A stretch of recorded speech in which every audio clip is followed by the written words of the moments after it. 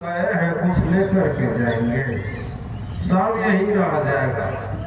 संत कबीर साहब कहते हैं कि झूठे सुख को सुख कहे मानत है मन मोह, खलक चबे ना काल का कुछ मुख में कुछ हो। कि मनुष्य झूठे सुख को सुख कहने में लगे रहते। संसार का जो विषय सुख है, रूप रस गंध स्पर्श और सब, ये झूठा सुख है। गुरु महाराज कहते हैं प्रवचन में कि इंद्रियों में उतनी शक्ति नहीं है कि विषयों को पूर्ण रूपेण भोग सके। सोचिए, इसलिए झूठे सुख के पीछे नहीं पड़ना। जो आत्म सुख है, पदावली में परमार्थ लिखते हैं, तन मन सुख है ना सुख तेरो, आत्म सुख निज तेरे। तो तन मन सुख निज के जानियो, भयो काल को छेड़े। शरीर और इंद्रियों का सुख, मन का सुख जो है, ये हमारा आपका सुख नहीं। आत्म सुख जो है वो इस जीवात्मा का सुख है, जीव का सुख है। यदि शरीर और इंद्रियों के सुख को हम अपना सुख मानेंगे तो काल का भोजन बन जाएगा।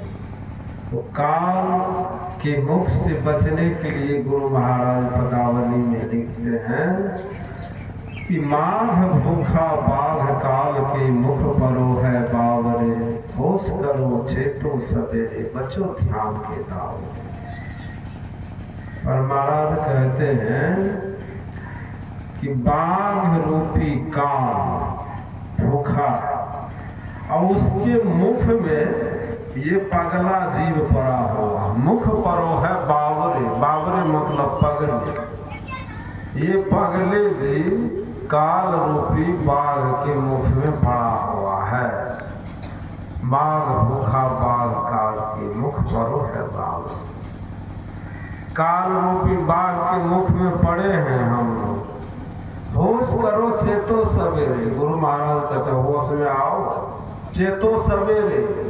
सवेरे का मतलब 3 बजे भिनसर नहीं, कम ही उम्र से चेत जाओ। बाबा देवी साहब को 4 साल के उम्र में संत तुलसी साहब से दीक्षा मिली और 6 साल के उम्र में वो माँ के साथ जो सोते थे तो 12-1 बजे रात में जाकर ध्यान में बैठ जाते थे। 2-3 घंटे ध्यान में बैठे रहते थे। स्वामी विवेकानंद जी महाराज 8 साल की उम्र में एक आसन से 3 घंटे ध्यान में बैठे रहते थे, बिगड़ गए। आज लोगों के अंदर में बड़ा वायरस है कि बच्चे को सत्संग में ले जाएंगे तो बिगड़ जाएगा। संत पलटू साहब कहते हैं, जो जो गाँव सत्संग में सो सो बिगड़ा जाए, जो जो सत्संग में गया सो सो बिगड़ गया। मतलब क्या? सुधर गया। जो जो सत्संग में गया सुधर गया।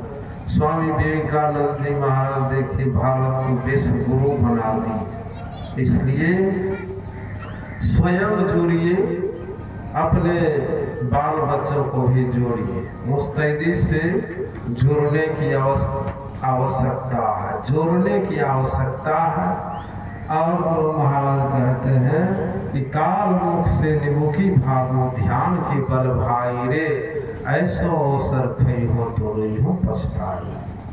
काल के मुख से निकल कर भागना चाहते हैं तो ध्यान करना पड़ेगा। ध्यान जब करेंगे तो काल के मुख से निकल जाएंगे। मनुष्य शरीर रूप अवसर को यदि खो देंगे तो रोना पड़ेगा, पश्चाताप करना पड़ेगा। भगवान श्री कृष्ण कहते हैं कि यह देही आत्मा जो अव्यक्त है, अनासी है, पुरातन है, अवध्य है, न इसको कोई मार सकता है, न गला सकता है, न जला सकता है। इसीलिए इस जीवात्मा की मुक्ति के लिए गुरु महाराज कहते हैं कि भक्ति बिना शांति नहीं, और शांति बिना सुख का।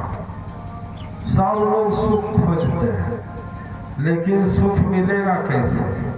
जब भक्ति करेंगे तब शांति की प्राप्ति होगी। गीता योग प्रकाश के 2 अध्याय में लिखते हैं जो महाराज कि भक्ति बिना शांति नहीं और शांति बिना सुख का। शांति जब प्राप्त होगी तब आप सुख का मुख देखेंगे, उससे पहले नहीं।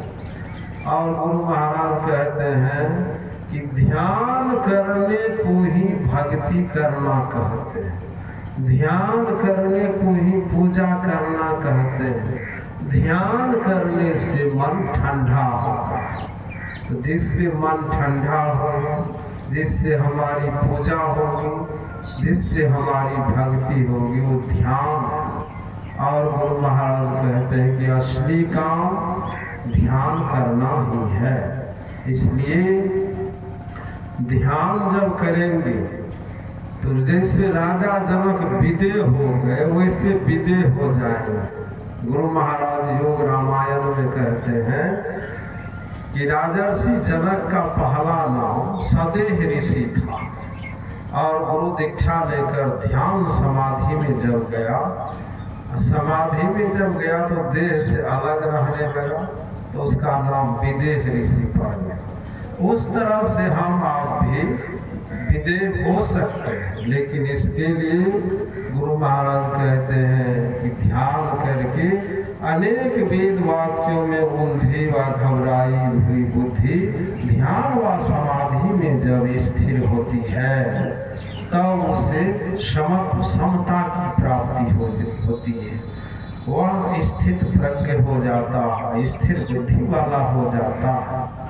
और गुरु महाराज कहते हैं कि जो सभी कामनाओं का त्यागी होता है, आत्मा द्वारा आत्मा में संतुष्ट रहने वाला होता है, मनोविकारों से रहित होता है, स्थिर बुद्धि वाला होता है, वो स्थित प्रज्ञ कहलाता है। जिसके सभी सांसारिक भोग शांत हो गए हैं, सभी कामनाएं समाप्त हो गई है, ममता और अहंकार त्याग कर विचरण करता है, वही शांति पाता है।